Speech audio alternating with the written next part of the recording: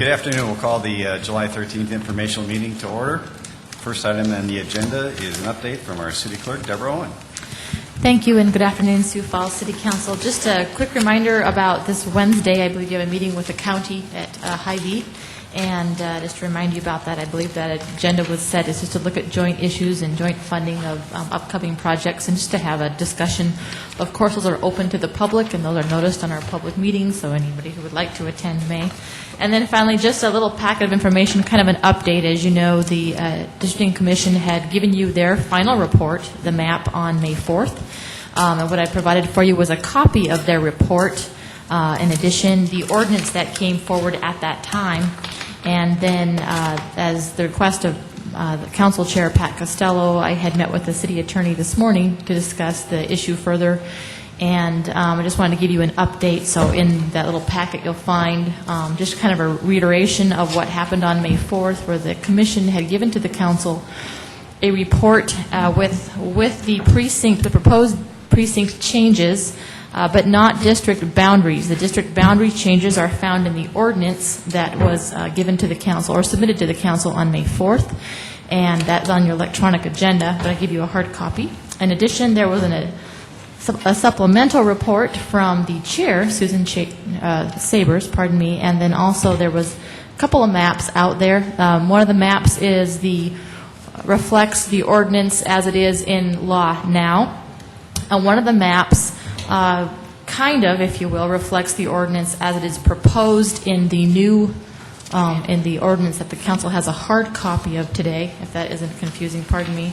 But you'll see on that map, though, that the precinct numbers do not change on that map, only the colors to kind of help to people understand that there are about 6 precinct changes. Again, there are 68 precincts overall, and so there were just a few changes to help the city comply with our charter, which says we have to have a certain population balance between all of the precincts, and the Commission did a great job on bringing that for you and fulfilling the requirements of the criteria of charter and making their determination on that map. So it is a first reading tonight for the council, and you can do as you will. Just wanted to give you some more information as you prepare for that vote. Thank you. Thanks, Deborah. Is there anybody here representing Mayor Munson's office? Seeing none, we'll move on to Audit Committee, no report. Fiscal Committee, no report. Land Use Committee, no report. Public Services Committee, We will be meeting after the informational meeting with quite an agenda, I remember.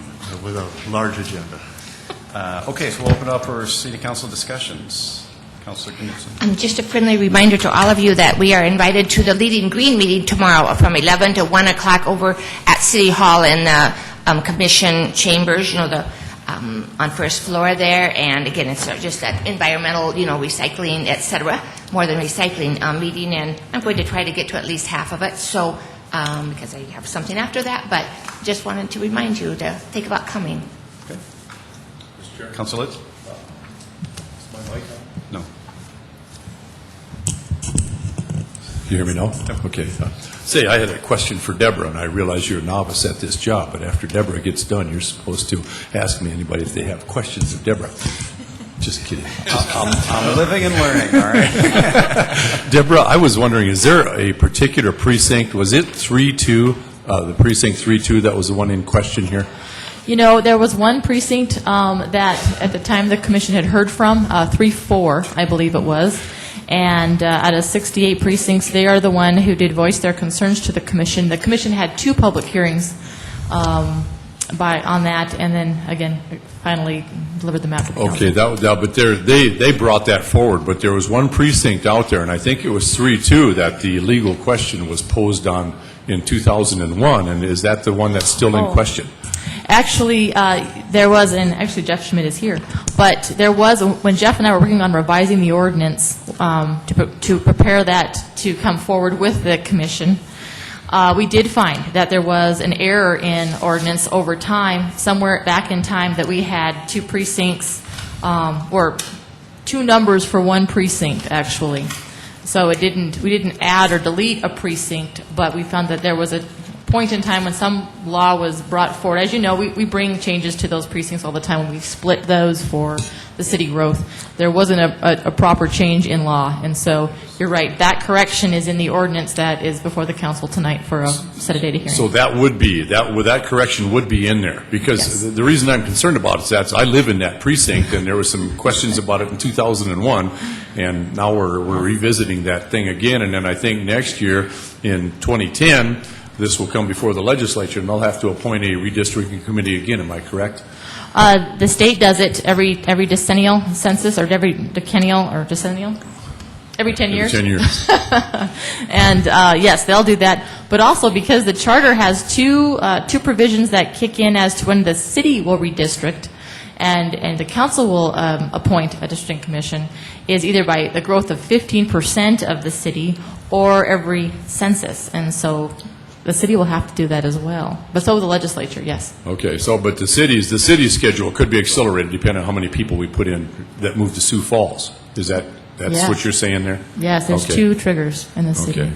All right. Well, I guess I'm anxious to see where 3-2 winds up in this thing, because, we've got this change. The change in 2001, it was in question.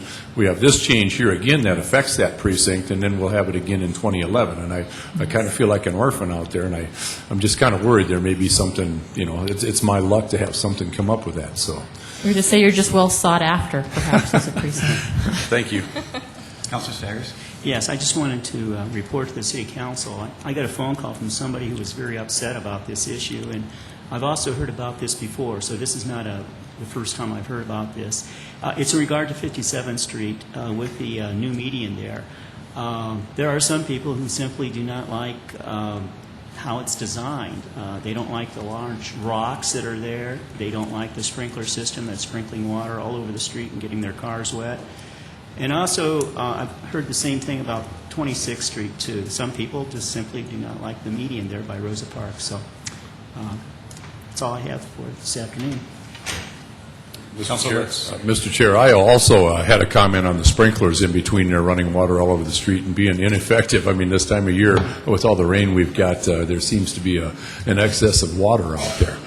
But then, along those lines of thinking, I also had a couple of complaints here about 2 weeks ago involving, where we go up Cliff Avenue, we put the new stuff in there, and a lot of the landscaping that we paid for is dead. Some of it's in between the median that probably shouldn't have put there, but I guess my question would be, and I don't know if anybody could answer it here, is the state or the city, Mike, would you know about that? I know, was that a collaborative effort between the state and the city?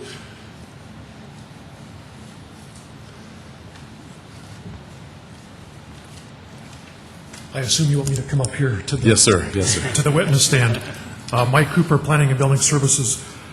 First of all, regarding the 26th Street and the 57th Street medians, we can probably get back with Parks and Recreation because they're the ones that oversee the maintenance of those medians, and we can refer Mike, that to them. If I can ask, does the Public Works Department's the one that actually designed those? Is that right? Yeah, the design and construction, actually it goes through a committee of Public Works, Parks, Planning, so there's multiple city departments involved in those. The North Cliff, I think the issue back then was the landscaping plan. It was a part of the city project.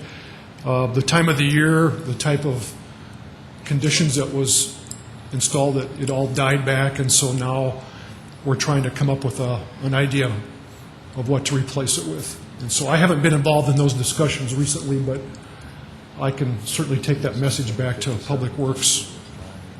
That'd be terrific, and I know Ask them to give the council an update of what's going on. And I know we're trying to with make that. the city look great, and that'd be a great thing to have that looking nice when you're coming down the hill there. But like you said, I think due to the season, it was pretty hot and dry there last year when they finished that up. And then the salt heaped upon it in the wintertime, and things just didn't work out like we hoped them to. So. Well, in my comment, because I live close to South Minnesota Avenue where there's a similar median, but I imagine that the reason the sprinklers are on during the day, and I'm not a master gardener and I'll defer to somebody that is, but I think the new sod just needs more moisture when it's brand new until it gets rooted, so I suspect that'll go away. But Councilor Brown, did you have a comment? Yeah, I too have had calls, especially on East 26th Street, and the grass has looked terrible out there. I've had calls from businesses, and if we can't grow grass this year out there, I don't know when we can. And clearly, the land was not prepped for the sod and things. Twice new sod has been put out there, and it hasn't worked. So I think we need to keep a closer eye on the contractors putting that out there and making sure that they prep it correctly and get it established so it works in the years ahead. Why don't we maybe have the clerks ask Don Carney to come and speak to us on the maintenance of the medians? Would that be appropriate? I'd probably want to add Public Works to that, too, as far as the design, because I guess what I'm looking at is in the wintertime when we put our salt or whatever materials we're putting down there, isn't that going to kill most of that, the grass and the trees in the medium? We've gone through a number of discussions over the years on design standards for the medians, and if you recall, there's a concrete edge behind the curb to help rectify some of that where the salt or other chemicals would get onto the living turf. So we've talked about the type of soil that should be installed, the type of grass mix. So there's been a lot of discussion over the years of what the design standards should be in. And I can tell you from my experience, just being familiar with South Minnesota, is that it'll never look better than the day it is installed, because what happens is that salt mix kills that first 1.5 feet going down it, and then weeds just grow in the meantime. And it looks great that first year, but after that, it's not so pretty. And I think there's a lot of business owners and residential homes that have the same plight, that along the parking, that their grass gets killed by the salt that gets put on over the wintertime. I mean, it's a public safety thing, but it's also, I'm familiar with businesses that replace their parking sod every spring, and that's probably not right either. But I would take back the message, as well as the clerk's office, that maybe to provide some type of an update of what the design standards are and the maintenance. Can we rely on you to take that message? You can rely on me this time. Okay. Aren't you glad you came today, Mike? And it's so early. Mr. Chair? Yes. See, I had one more thing, and I think I've mentioned this to you personally a number of times in our mailbox this month. I think it's a quarterly of something from the region, and it's from the Federal Reserve Bank up in Minneapolis. And I think this is just one of the most excellent articles on economy that we can get. It shows up in our mailbox, and I just wanted to encourage other counselors to read this, because I've got some excellent information out of it. And then we also get another thing called the Fed that also has some excellent articles on the economy. And, it just helped further our education if you take the time to read that. Councilor Jameson. Bob, did you just say most excellent? I think, yeah, Bob and Ted's Excellent Adventure, is that where I got that from? All right, got to have a little lighthearted here. Any other comments? Okay, if not, we will move into our presentations, which is one we have today is a floodplain management ordinance by Jeff Schmidt, Assistant Director of Planning and Building Services. Thank you. I put together a PowerPoint presentation to kind of run through this relatively quickly. This item is coming forward to City Council next Monday evening for the first reading, and then second reading will be in August. It's gone to Planning Commission back at the beginning of July. The flood insurance rate map, they call it the FIRM. This is a replacement of the September 1982 flood insurance rate maps. The flood insurance rate maps are available to download on SiouxFalls.org. They've been available since October of 2007. And in October of 2007 is when the Federal Emergency Management Administration came to the City of Sioux Falls and presented you with the maps and the information at this public forum. We had 3 public hearings back then in October of 2007. We've been trying to get this information out to the best of our abilities to the public ever since then. Again, October 15th was our first workshops. We had one here to City Council first, and then we had 2 the following days to the public at various community centers around Sioux Falls. Then we had 2 open houses in January of 2008, in July of 2008. September 24th of 2008, we started to use these maps as the best available data for construction and property sales purposes, and that was based on federal laws and principles that I'll get into a little bit later. We also had public meetings on November 13th, And then again, we just did it again one more time on June 9th, and Planning Commission's coming up again one more time. So these are all just proactive meetings that we've had, that we've advertised legally and sent postcards out to property owners trying to get the information out again about this federal information. There's 3 processes that the federal government has us go through: a 30-day comment period, a 90-day appeal period, and then 6 months to adopt.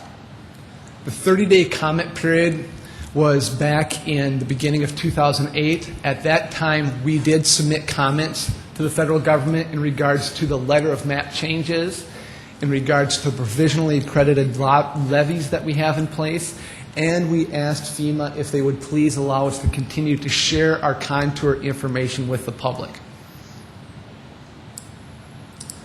Then the 90-day appeal period. The 90-day appeal period was in June through September of 2008. There were no appeals that were generated from the City of Sioux Falls. All those had to come through the city and then forwarded to FEMA. That was a very formal process that these people had to follow through. And at that point, once the 90-day appeal period ended through the federal regulations, then they had to be in compliance with the Federal Code 44, Regulation 60-3, that basically states that after the appeals are reviewed by the federal government, then at that point there are no more avenues for the public, and we needed to, as an agency, to start using these maps as best available data. At that point, we didn't want people to start selling property or transferring property or building property after September 23rd and then coming in later and saying, someone sold me this property and now it's in the floodplain, why didn't anybody tell me? So September 23rd, we started using it as best available data. The next step was the letter of final determination, and that came on March 2nd of 2009. Again, it's a certified letter that gets sent from the federal government, and in the end, what it basically says that you have 6 months to adopt the documentation that they send us. And in final communication, it says communities that fail to enact the necessary floodplain management regulations will be suspended from participating in the National Flood Insurance Program and subject to prohibitions contained within. It's their process that says, here's the maps that are in place. This determines the risk for the community, and you can either participate or not participate. Everything within the United States participates within this community or doesn't. Again, Fargo, Aberdeen, Iowa last year, if you want anything from the National Federal Insurance Program, you have to be a participating agency. So that's what they're putting us on notice for. If we want to participate ever and receive benefits or claims from the federal government, we have to be a participating agency. If we don't ever want to receive claims or benefits, we don't obviously have to participate. The boundaries have changed from 1982 to 2009. The reason being that there's new research, there's updated data, and improved technologies in regards to the topography. The most significant thing is in regards to the levees. I think everybody knows the levees are not completed. If they're not completed, then they're not certified. So the maps that we have in place right now show it as if there are no levees there. Once the levees get completed, then the maps will be changed again and they will be updated and adjusted. But at this point, the federal government has to make the determination on whether or not there either are levees or they're not. Since they're not complete, they're not certified, it's in consideration that there are no levees. At the same time, it reflects the current level of risk to try to inform the public on what is their risk to having flooding in that area. This is an example of a flood insurance rate map. You can see it on the right-hand side. It says Firm Flood Insurance Rates Map for Minnehaha County. It's panel 442.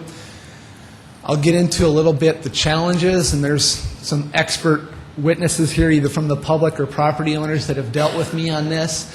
The real challenge that you have is this is as good as the data gets. This is the federal map. So of the hundreds, thousands of phone calls I've received on this, the property owners will call and say, can you tell me if my property's in? Okay. I cannot and I will not tell people if their properties are in. because this is the documentation that I have, and I can't tell if their properties are in or not.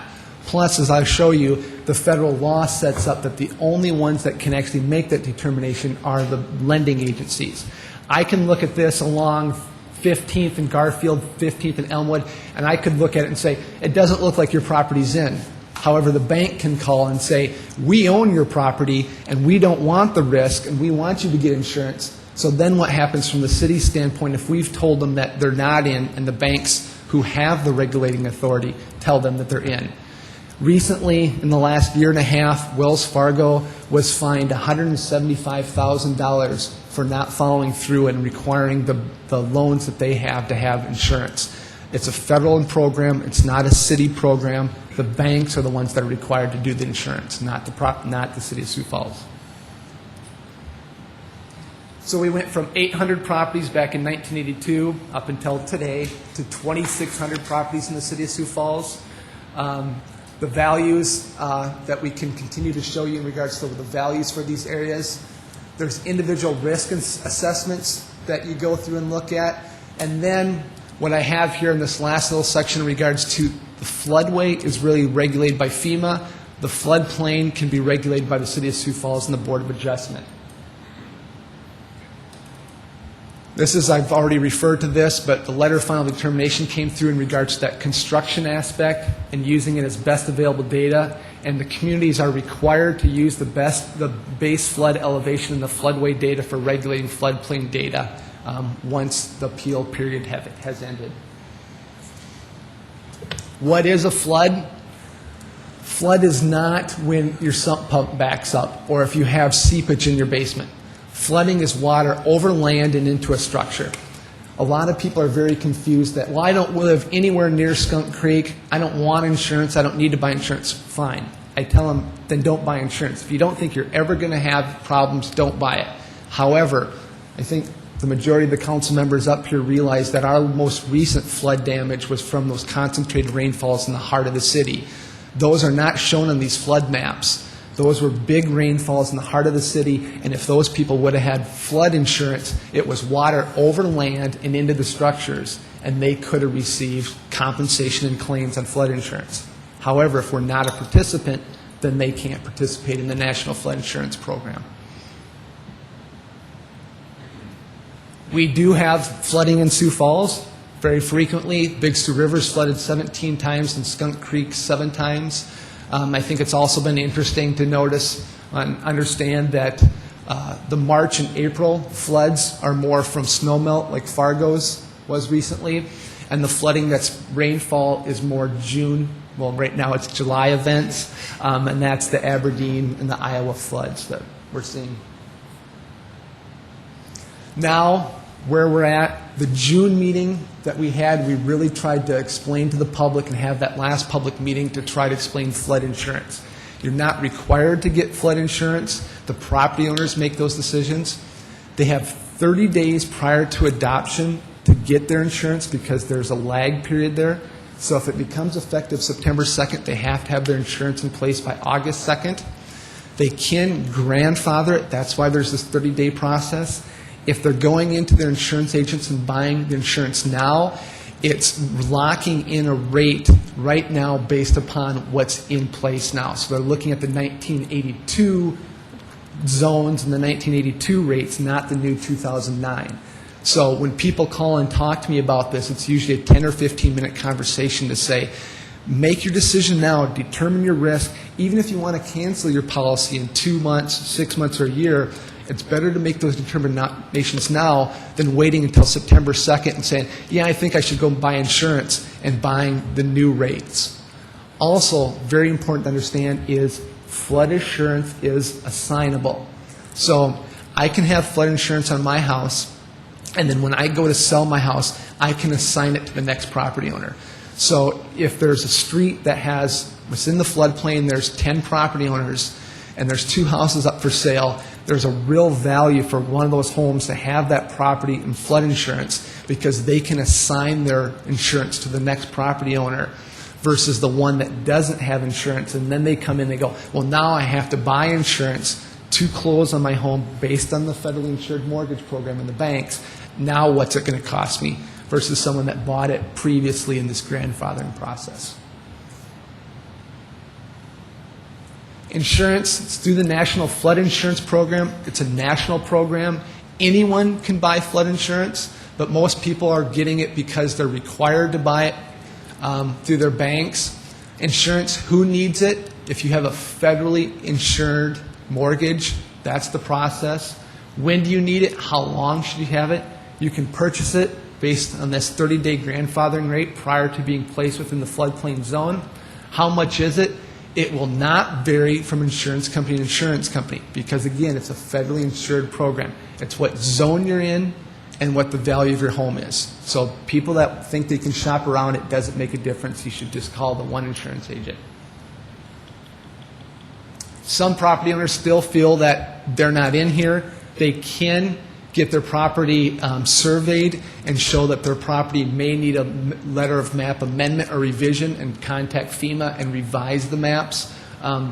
They wouldn't show up on these map changes, but then they'll have the documentation from the federal government that shows, and they can go to the banks and insurance companies that they've had map revisions. Again, when I try to explain to property owners, this is the most important thing, especially from the city standpoint. They need to determine the risk. It's not our responsibility or our obligation. I hate to try to explain to people what their risk is. Well, I've never had flood damage. Well, then I try to tell them, well, then you probably never have to get insurance. But if you ever think you're going to get flooding, then determine your risk. Look at where they're at. You know, it's not by the parcel or the address. Some people could own a lot of land, but it's where your structure's at. And trying to find out if your property, your home is going to flood. Then you can get it certified by a land surveyor. You can also look at how high your property is, your structure is above that flood insurance. Do they want to assume that risk or not? They get their insurance. And then the other thing in the insurance process is it pre-firm or post-firm. Post-firm is after 1979. So when was the structure built? If they built it prior to 1979, it was pre-firm, and there's a different insurance process. This is what I mentioned to you earlier. I apologize for it being tried to highlight it. I'll make it bright red, probably for City Council. FEMA's website in regards to mandatory purchases says the responsibility in determining a building's location is on the applicable lender, and in the determination process, the lender must take the responsible for making the flood determinations, either by making the determination internally or acquiring determination services. FEMA does not reform or perform individual properties. It goes on to say that information to be made by a person other than the lender only to the extent that such person guarantees the accuracy of the information. This is in federal law. So that's where I really try, and this has been on the website since October of 2007. Anybody that tries to make those determinations is guaranteeing them that they're not or they are in the floodplain. In the end, this is what it's really coming down to. This is why we have the ordinance. This is why we're changing it. The ordinance itself is the same ordinance that we had from 1982. It's the federal regulations. We're just boilerplating it.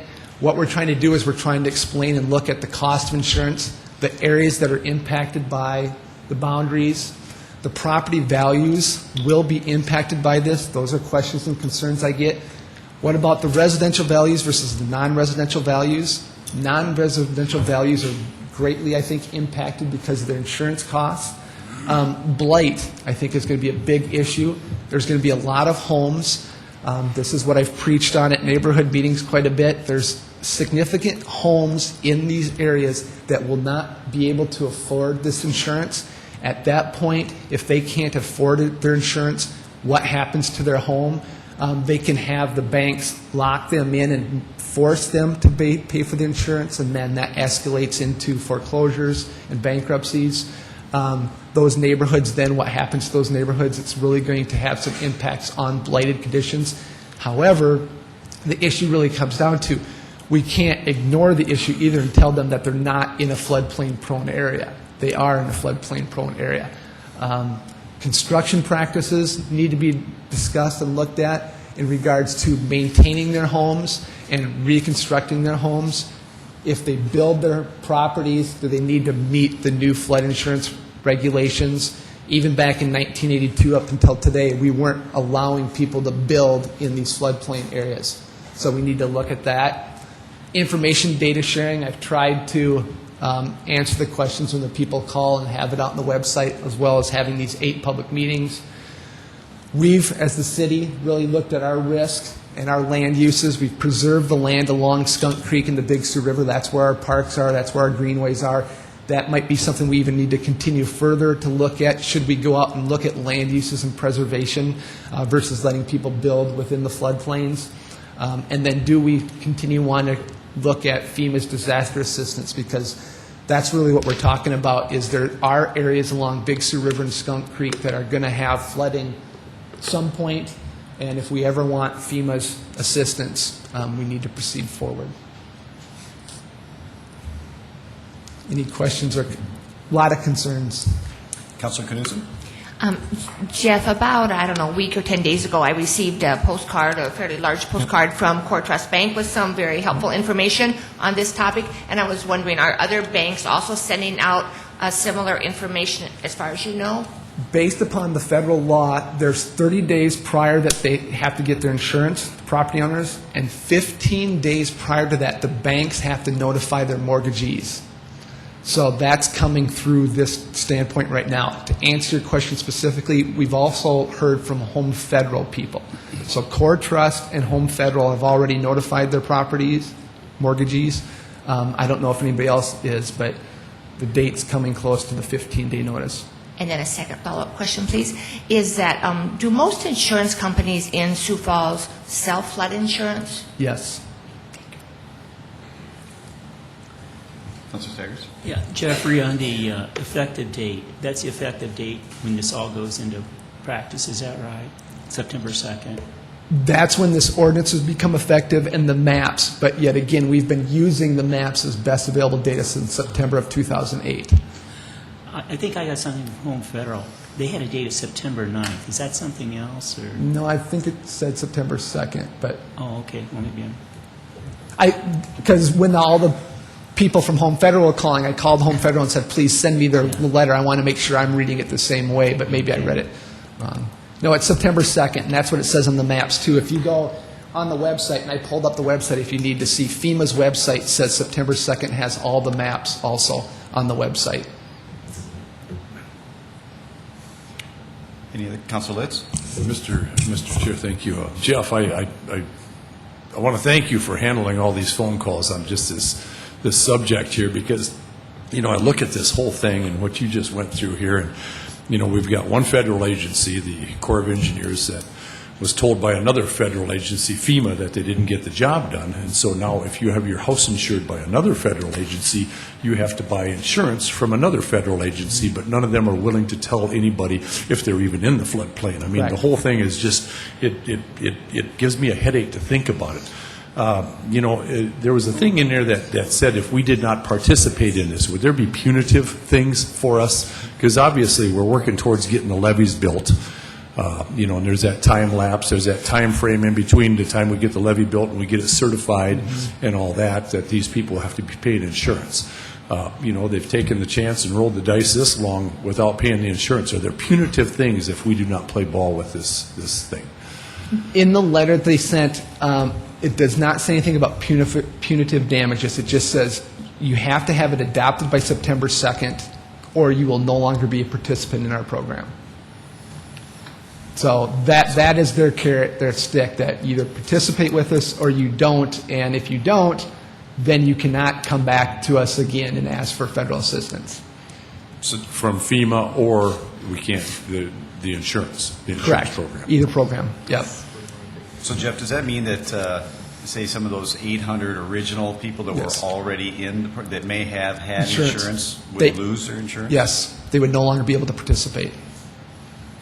Yeah. It's a big carrot. Councilor Brown? Big stick. Jeff, could you give us the timeline again? The construction will start on the levees when, completion when would certification happen in theory? I'm not the expert on that. I've been working with Tom Berklin in the Public Works on that.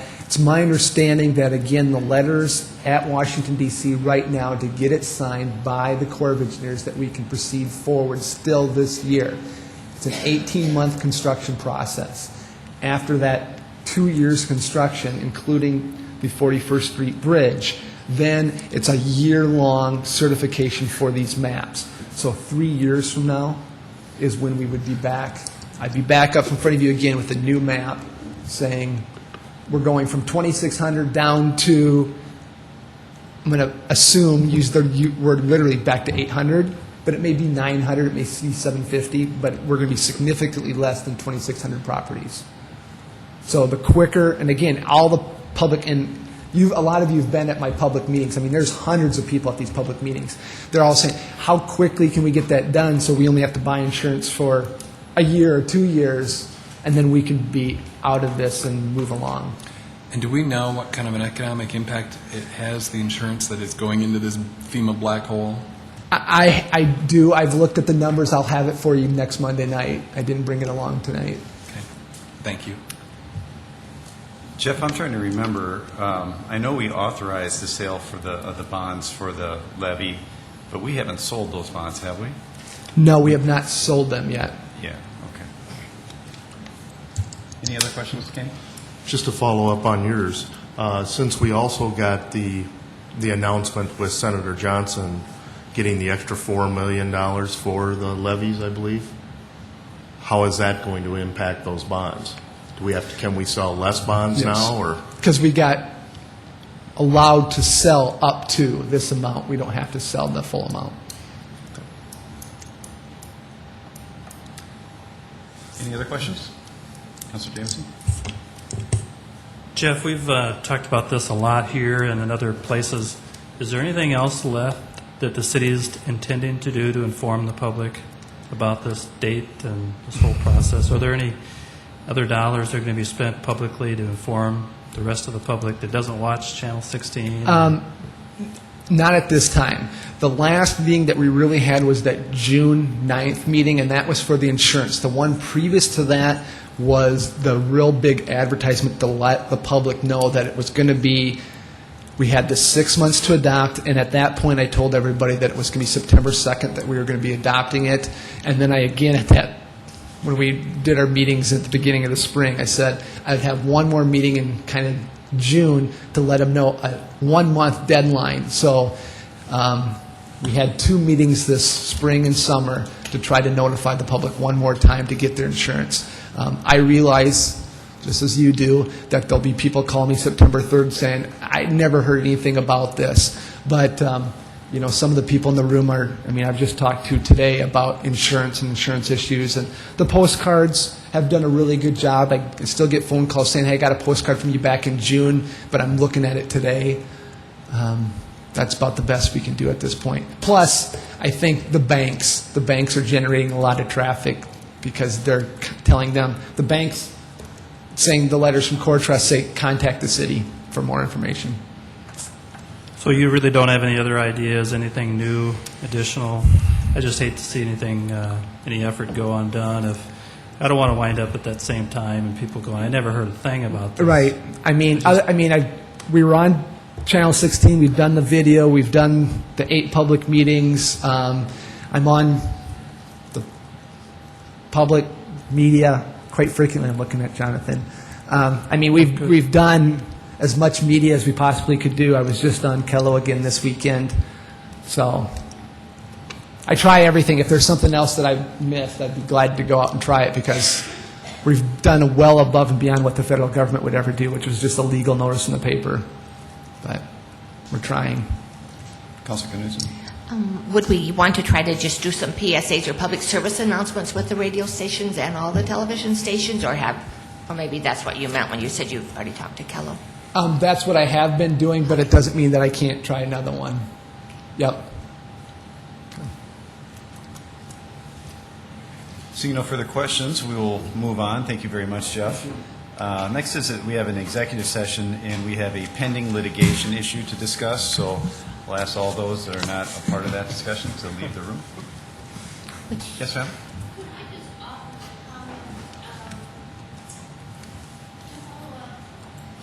Yep. Yes, please. Jeff spoke to the possible impact of these rates and the new maps, and I'm an insurance agent, so I've been working with people, and it is everyone that's struggling in this economy, and here comes extra, and the bank is telling you you've got to have it. But one way I think the city could really help out is if you can continue to do your Lower the mic, so they'll come down. proactive work along the areas that might flood. He touched upon some on the Big Sioux and the Skunk Creek in those areas, or watching carefully where we build, because I have had the carrier that I'm issuing our flood policies on say the city could gain credit discounts for policyholders if they go above and beyond just the minimum. Now, she didn't go into details, and it would go over my head, but the example she used was Tulsa, Oklahoma. I don't know their topography, but I do know that when folks down there buy, they get a 25% premium discount because of the effort the city has made. And maybe that would be a way to stay away from areas that might suffer the blight that Jeff was talking about. Two things, ma'am. Can I get you to state your name for the record? Oh, certainly. My name is Lee Cruz. Thank you. I'm an agent at Williams Insurance. Okay, and maybe you could visit with Jeff there, and you can, Jeff can do a little bit more research into that and see if there's something that we can do to help offset some of that pain. Okay.